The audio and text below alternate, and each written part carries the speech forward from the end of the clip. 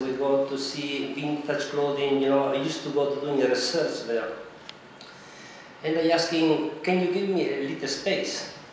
And I saw my product, I said, look how beautiful is this product. Yeah, but I cannot sell this product.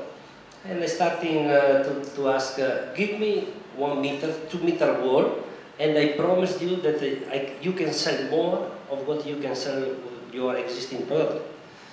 And it was a good success.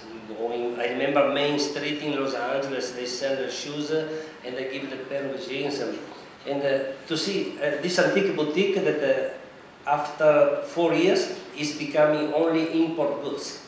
So really we changed drastically the distribution in the United States. And I think Diesel have done a lot of this history because I think we drive the whole luxury market, the luxury brand to go in a destroyed denim.